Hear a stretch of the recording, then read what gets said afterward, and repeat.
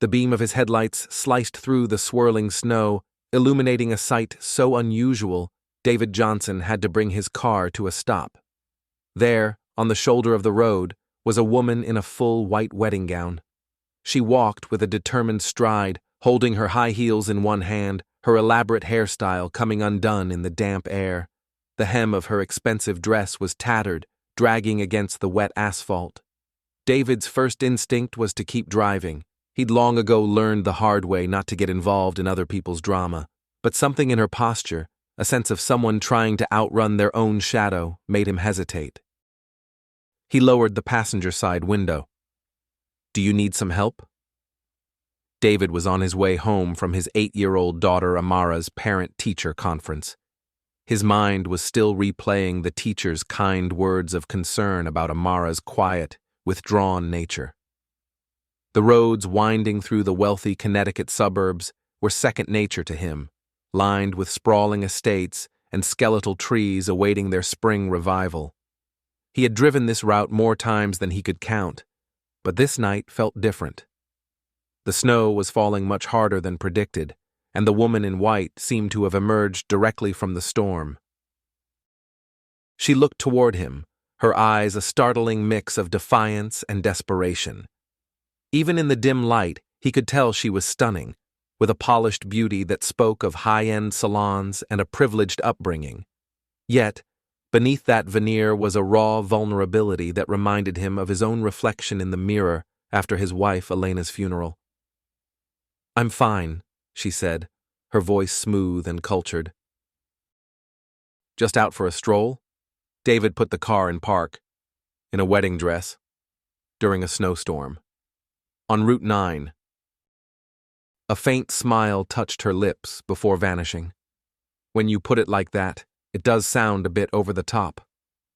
He observed her for a moment, noticing the deliberate way she held herself together despite her obvious turmoil.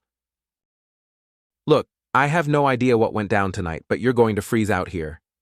I'm not here to judge or ask questions. I just have a warm car, and I can take you wherever you need to go." She wavered, looking back down the dark road as if she expected to be followed. Her gown, which likely cost more than his sedan, was soaked at the bottom, its intricate beadwork sparkling like trapped starlight. "I don't actually have a destination," she confessed softly. David leaned over and pushed the passenger door open. Sometimes those are the best kinds of trips. Naomi Blake, though she wouldn't share her name for another hour, slid into the seat with the practiced grace of a woman used to being observed. She maneuvered the seatbelt over the gown's voluminous skirt, the mundane safety feature creating a comical juxtaposition with the fairy tale attire. "I'm David," he offered, pulling the car back onto the road. "Now," she replied after a moment, "and thank you." They traveled for several miles in a comfortable quiet, the only sounds being the soft swish of the wipers and the hum of the heater. David found himself stealing glances at her, trying to assemble the pieces of her story. A dress like that wasn't an impulse buy. Her bearing suggested a background of significant wealth, but there was a fragility to her composure, like a sheet of ice on the verge of cracking. "Are you cold?" he asked, seeing her shiver. "A little." He reached into the back and grabbed a worn wool blanket, one of the many comfort items of Amara's that had found a permanent home in his car. "Here. It's not much, but it's warm." Now took the blanket with a murmur of gratitude, wrapping it around her shoulders. The contrast was stark, luxurious silk and lace draped in a child's security blanket, patterned with faded cartoon characters. She saw him looking and offered a wry smile. "I suppose I look ridiculous." "You look like someone who's having the worst night of her life," David said with honesty. "And that's okay. We've all been there." Something in his voice made her study him more closely. "You sound like you know what you're talking about." They had reached the edge of town, where the grand properties transitioned into more modest neighborhoods. David realized he had been driving without a destination, unwilling to end their strange encounter. His own home, a colonial revival that Elena had adored when they bought it years ago, was just a few miles away. It felt too large for just him and Amara now, but he couldn't bear the thought of selling it. "Where can I take you?" he asked. Nao was silent for a long time. "I don't have anywhere to go," she finally said. "My old apartment. I gave it up when I moved in with—" She gestured vaguely at her dress. "And I can't go to my parents. They're the reason I was wearing this monstrosity in the first place." David made a decision that surprised even himself. "I have a guest room. It's nothing fancy, but it's warm and you'll have your privacy. You can figure things out in the morning." "You don't know me," she protested. "I could be anyone." "You could be," he conceded. "But you're not. You're someone who's lost right now, and I remember what that feels like." As he turned into his driveway, a wave of nervousness washed over him. He hadn't brought a woman to his house since Elena passed.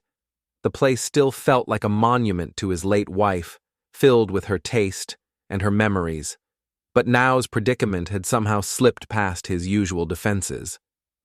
The house was dark, aside from the porch light he'd left on for Amara, who was at a sleepover with her best friend. David was thankful for the timing. The situation was complicated enough without having to explain a stranger in a wedding dress to his daughter. "Welcome to my humble abode," he said, unlocking the front door. Nao stepped inside, her heels clicking against the hardwood floors. The home was warm and lived in, with family pictures on the end tables and Amara's drawings proudly displayed on the refrigerator. It was the kind of house that felt like an embrace, the complete opposite of the sterile perfection she had been inhabiting for the last year. "You have a beautiful home," she said, and she meant it. "My wife picked out most of it," David replied, then corrected himself. "My late wife." "I'm so sorry." "Thank you. Coffee? I was about to make a pot anyway." While David went to the kitchen, Nao wandered through the living room, studying the photographs. She saw a life documented in silver frames, a joyful wedding photo of a young couple, pictures of a growing baby bump, a tiny infant blossoming into a bright-eyed little girl. Love radiated from every image, the kind of deep, genuine bond that could never be faked or purchased. "How long?" she asked when he came back with 2 steaming mugs. 2 years, David said, sinking into his favorite armchair. "Cancer. It was fast, which was both a blessing and a curse." Nao curled up on the sofa, tucking the ruined dress around her legs. "What was her name?" "Elena. She was a nurse at the children's hospital. She used to say that healing people was just another way of loving them." "She sounds wonderful." "She was." David sipped his coffee, watching Nao's face. "What about you? What's your story?" For a second, he thought she might refuse to answer, but something about the cozy atmosphere of the house and the gentle acceptance in his voice seemed to lower her guard. "I was supposed to marry a man named Marcus King tonight," she said quietly. "He's brilliant, successful, incredibly wealthy. My parents were over the moon. I was supposed to be over the moon. But you weren't. I was supposed to be a lot of things." She wrapped her hands around the warm mug. The perfect daughter, the perfect wife, the perfect accessory for his perfect life. But standing up there in that church, in front of 500 people I hardly knew, I realized I was about to completely disappear. David nodded slowly. "So you ran?" "I ran. Straight out of the sanctuary, through the reception hall, past the photographers and my mother's horrified face. I just kept running until I couldn't anymore. And now I'm sitting in a stranger's living room in a ruined wedding dress, drinking coffee and wondering what on earth I'm going to do with my life." "That's not the worst place to start over," David said gently. They talked until nearly 3 in the morning, sharing stories and silences with equal comfort. David found himself opening up about things he hadn't voiced to anyone.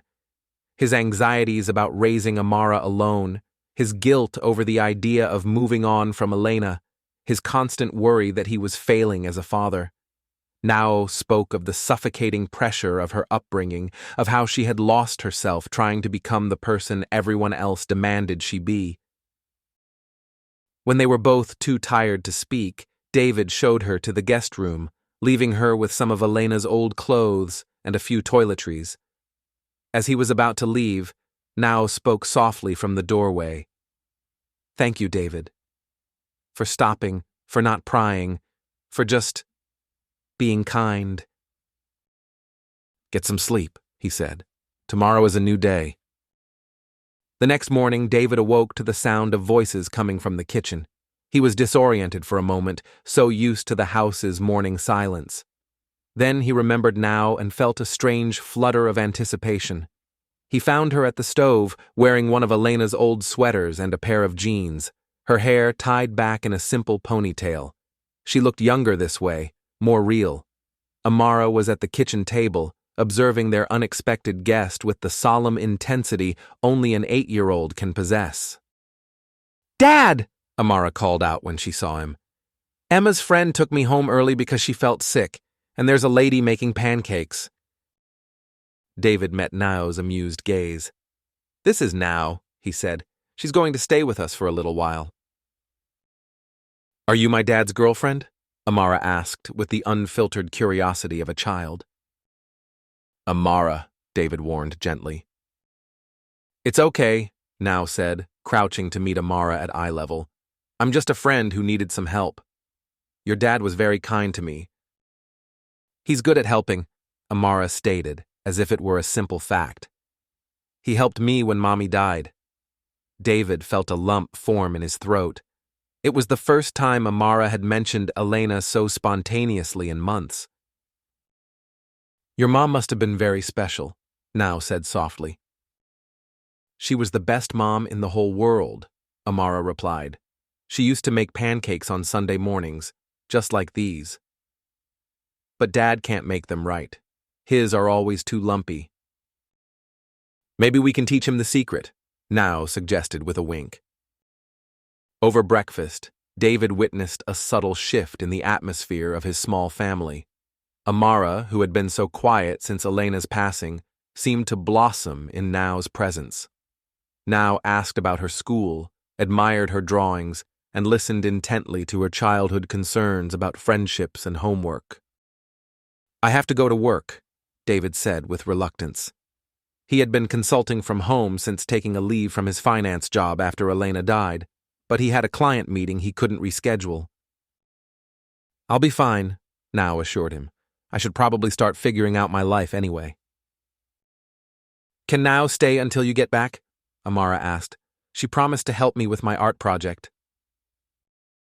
David looked at Nao, who gave a small nod. "If that's okay with you, of course." "Make yourself at home." When David got back that afternoon, he found Nao and Amara in the backyard, bundled in winter coats, busy with a project near the old garden shed. They were laughing, their breath making little puffs in the cold air. It was a sound his house had been missing for far too long. "What are you two up to?" he asked as he approached. "We're planting a garden," Amara announced. "Nao knows all about flowers. She says we can plant roses where Mommy's old garden used to be." David felt a complex mix of gratitude and grief. Elena's garden had been her sanctuary, but it had become overgrown after she was gone. He hadn't been able to bring himself to tend to it, and eventually he'd let it go wild, a painful reminder of what he'd lost. "That's a big project," he said carefully. "All the best things are," Nao replied, her eyes meeting his. "But we don't have to do anything today. We're just dreaming for now." That evening, after Amara was in bed, David and Nao sat on the back porch with a bottle of wine, watching the snow fall. The yard looked serene under its white blanket, the untamed garden now just soft mounds of white. "Thank you," David said, "for today." Amara hasn't been this happy in months. She's a wonderful kid. She misses her mom, but she's so resilient. I worry I'm not enough for her. Elena was the one who knew how to handle everything, the emotional stuff, the girl stuff. I'm just making it up as I go. You're doing better than you think, Now said gently. Love isn't about being perfect. It's about showing up, even when you're scared. They sat in a comfortable silence, an unspoken understanding passing between them. David found himself studying Now's profile, intrigued by the woman beneath the polished facade. She had shed the brittle perfection of the runaway bride, revealing someone far more complex and genuine. "What will you do now?" he finally asked. "I don't know," she admitted. "I spent so long being what other people wanted that I'm not sure who I actually am. I have a background in marketing, but I haven't worked in over a year. I was playing the part of the perfect fiancé." "You could stay," David said, the words surprising him as they left his mouth. "For a while. I mean, until you get things sorted out." Now turned to him, her expression searching his. "That's incredibly generous, but I couldn't impose." "You're not imposing. If anything, you're helping. Amara has been different today, more like her old self. And He paused, finding the right words. "I haven't felt this much like myself in a long time either. Now, I'm not asking for anything complicated," he added quickly. "I'm just saying you're welcome here. For as long as you need." 3 days later, their quiet truce with the world was broken by the arrival of Marcus King. David was in his home office when he heard the low purr of expensive engines in the driveway. He looked out to see 2 black SUVs and a silver Bentley parked in front of his modest home. Marcus King was exactly as David had pictured, tall, impeccably dressed, and radiating the kind of supreme confidence that comes from a life without obstacles. He was flanked by 2 men who looked like private security, though they remained by the vehicles. "Mr. Johnson," Marcus said when David answered the door, "I believe you have something of mine." "I don't believe people belong to other people," David replied, his voice even. "Naomi is having some sort of episode," Marcus continued, ignoring David's comment. "She isn't thinking straight. Her parents are beside themselves with worry. Maybe they should have considered that before they pushed her into a marriage she didn't want." Marcus's smile was thin and sharp. "You don't understand our world. Naomi has responsibilities, obligations. She can't just abandon her life over a case of cold feet." "It's not cold feet when you realize you're about to make the biggest mistake of your life." "And you're qualified to judge that?" Marcus's tone held the sharp edge of a man unaccustomed to being challenged. "You're a nobody. A widower with a kid, living in a house that's probably mortgaged to the hilt. What could you possibly offer a woman like Naomi?" A hot surge of anger rose in David's chest, but he kept his voice steady. "I'm not offering her anything, except the right to make her own choices." "Naomi!" Marcus called past David into the house. "Naomi, come out here, we need to talk." Nio appeared in the hallway, Amara standing close beside her. She looked pale but resolute, her chin held high. "Hello, Marcus," she said calmly. "Naomi, thank God. You've had us all worried sick. What is all this nonsense? Whatever is wrong, we can fix it." "Nothing's wrong," Nio said, stepping forward. "That's the problem. Everything was exactly as it was supposed to be, and it was suffocating me." "You're being dramatic. You're 32 years old, not some rebellious teenager. We have a life together. Plans." "You have plans," she corrected him. "You've always had the plans. I was just expected to fall in line." Marcus's expression hardened. "I gave you everything. A beautiful home, financial security, a place in society. What more could you possibly want?" "I want to matter," Nio said quietly. I want to be more than just an accessory to your success." "This is ridiculous," Marcus snapped. "You're coming home with me right now and we will sort this out like adults." "No," Now said firmly, "I'm not." "Naomi?" "I think you should leave," David interrupted, moving to stand beside Now. Marcus's gaze flickered between them. "I see what's going on here. You think you can play house with my fiancé?" Newsflash: Naomi doesn't have any money of her own. Her trust fund is contingent upon her marriage and her parents' approval. Without me, she's nothing.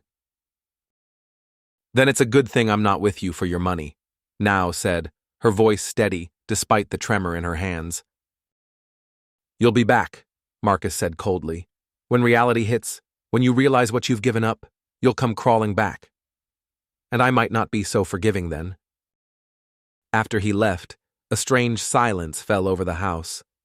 Amara, unsettled by the confrontation, had slipped away to her room. Now stood in the living room, her arms wrapped around herself, looking fragile and lost. "Are you okay?" David asked gently. "I don't know," she admitted. "Everything he said about the money, it's true. I don't have anything of my own. I've been living on my parents' goodwill and Marcus's generosity for so long, I don't even know if I can support myself." "You're stronger than you think," David said, "and you're not alone in this." "Why?" she asked, turning to him. "Why are you helping me? You barely know me." David thought for a moment, searching for words to explain the complex feelings taking root in his heart. "Because when Elena was dying, she made me promise something. She told me that if I ever had a chance to help someone find their way back to themselves, I should take it. She said, that's what love really is, David. Helping people become who they were meant to be." Tears streamed down Now's cheeks.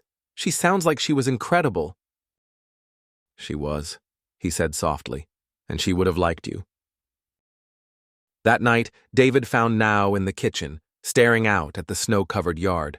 She was wearing one of Elena's sweaters again, her hair loose on her shoulders. "Couldn't sleep?" he asked. "Too much thinking," she replied. "I keep wondering what I'm going to do. I have a degree, work experience, but it's been over a year. Starting over at 32 feels terrifying." "You don't have to figure it all out tonight," David said, standing beside her. "One day at a time." "Is that how you got through losing Elena?" "Some days it was 1 hour at a time. Sometimes 1 minute," he paused. "But it does get easier. Not better exactly, but easier." "Do you think you'll ever love someone again?" The question hung in the air between them. David felt the familiar pang in his chest that came with thoughts of moving on, but for the first time, it wasn't followed by guilt. "I don't know," he said honestly. "I never thought I would. But lately, I've been thinking that maybe love isn't about replacing what you've lost. Maybe it's about making room in your heart for something new." Now turned to him, her eyes glistening. "Now, I'm not asking for anything," he said quickly. "I just want you to know that you're not alone. Whatever you decide, wherever you go, you'll always have a place here." "What if I want to stay?" she whispered. "Then you stay." The next morning, a new energy filled the house. Amara was thrilled at the idea of Now staying longer and immediately began making plans to make her feel at home. She insisted on showing Now all of her mother's favorite spots, telling stories about Elena with the open-hearted generosity of a child. "Mommy used to sit here when she was sad," Amara said, patting the window seat in the living room. "She said watching the birds made her feel better." "That's a beautiful way to remember her," Now said, sitting beside Amara on the cushion. "Do you think she would mind that you're here?" Amara asked with a child's directness. "I don't know, sweetheart." "What do you think?" Amara thought about it seriously. "I think she'd be happy that Dad smiles more now. He was really sad for a long time." That afternoon, while Amara was at school, David and Nao went to the local garden center. It was still too cold to plant, but Nao wanted to plan for the spring. She moved through the greenhouse with a growing excitement, pointing out different flowers and herbs. "You really do know your stuff," David remarked, watching her. "My grandmother taught me," Nao said, her voice soft with memory. "She had the most beautiful garden. I spent my summers with her, learning about soil and seasons and the patience it takes to grow things." "What happened to her?" "She passed away when I was in college. My parents sold her house right away, said it was too much trouble. The new owners tore out the garden and put in a tennis court." David heard the ache in her voice and understood another piece of her story. "We'll plant a new garden," he said, "whatever you want." "Really?" "Really." Elena would have loved that. She always said gardens were about hope, planting something today for a beauty you'll see tomorrow. They spent the rest of the afternoon picking out seeds and sketching layouts on napkins. Nao's enthusiasm was contagious, and David found himself caught up in her vision, imagining his neglected backyard transformed into something vibrant and alive. Spring arrived with a sense of renewal that seemed to fill the house. Nao had found a part-time job at a local nonprofit, using her marketing skills for fundraising. It wasn't glamorous, but it gave her a sense of purpose and independence. Amara had seamlessly adapted to their new family dynamic, including Nao in all her plans and stories. Sometimes David would catch a glimpse of the daughter he remembered from before Elena's illness, bright, curious, and unafraid. "Dad," Amara said one evening as they worked in the garden, "are you and Nao going to get married?" The question caught David by surprise. He glanced at Nao, who was kneeling nearby, planting marigolds. "Why do you ask?" "Emma's mom got married again, and Emma was really worried, but her stepdad is really nice, and now her family is just bigger." "How do you feel about Nao being here?" David asked carefully. Amara considered this with great seriousness. "I like her. She doesn't try to be mommy, but she's not scared of mommy either. She asks about her and listens to the stories. And she makes you happy." "She makes me happy too," David admitted. "Then I think you should marry her," Amara concluded matter-of-factly. "But you should probably ask her first." That evening, after Amara was asleep, David found Nao on the back porch, admiring their work. The garden was beginning to take shape, with neat rows of vegetables and flowers. It wasn't Elena's garden, but it was something new, something that was entirely theirs. "Amara asked me today if we're going to get married," David said, sitting beside her. "What did you tell her?" "I told her I hadn't asked you yet." Nao turned to look at him, her expression unreadable. "Now, I know it's complicated," he said quickly. "I know you're still figuring out who you are. I'm not trying to pressure you or put you in another trap." "Then what are you doing?" "I'm telling you that I love you," he said simply. "I love who you are when you're digging in our garden. I love how you listen to Amara's stories about her mother without a hint of jealousy. I love that you're brave enough to start your life over, even when it's terrifying." "I love you too," Nao whispered, "but I'm so scared of making another mistake." "This isn't a mistake," David said gently, "and it's not about replacing anyone or being someone you're not. It's about choosing to build something together, one day at a time." "What if I'm not ready?" "Then we wait. I'm not going anywhere." 3 months later, on a warm Saturday morning in June, Amara ran into the kitchen, clutching a piece of paper. "I finished it," she announced, holding up her latest drawing. It was a picture of their family, David, Nao, and Amara, standing in front of their house, the garden behind them in full, riotous bloom. At the bottom, in careful 8-year-old handwriting, she had written, "My family is growing." Tears pricked Nao's eyes as she looked at the drawing. In it, she wasn't a replacement or a stand-in. She was just part of something beautiful and real. "Can we hang it on the fridge?" Amara asked. "Of course," David said, his voice thick with emotion. "It's perfect." As he pinned the picture next to the others, Amara's artwork, family photos, grocery lists, all the small, mundane pieces of their life, now felt something settle deep in her soul. It wasn't the frantic need to be perfect or to fit a mold, but a quiet, profound sense of belonging. "I have something to tell you both," she said, her voice steady and sure. David and Amara turned to look at her, their faces reflecting the same love and acceptance she had been searching for her entire life. "I've been thinking about what Amara said, about families growing," she continued, "and I've decided I'd like to grow with yours. If you'll have me." David's smile was radiant. "Are you sure?" "I'm sure. I want to plant gardens with you every spring and listen to Amara's stories and build something real. I want to choose this life, not because I have to, but because I want to." Amara let out a whoop of joy and threw herself into Now's arms. David wrapped his arms around both of them, holding them tight. For a long moment, they stood there in their kitchen, surrounded by the evidence of the life they were building. "Welcome home," David whispered against Now's hair. Outside, the garden they had planted together was thriving, a testament to the patience and care it takes to grow something beautiful. And inside, 3 people who had each known loss had found one another, choosing to build something new. It wasn't a fairy tale ending. It was something better, a real beginning, rooted in choice and tended with love.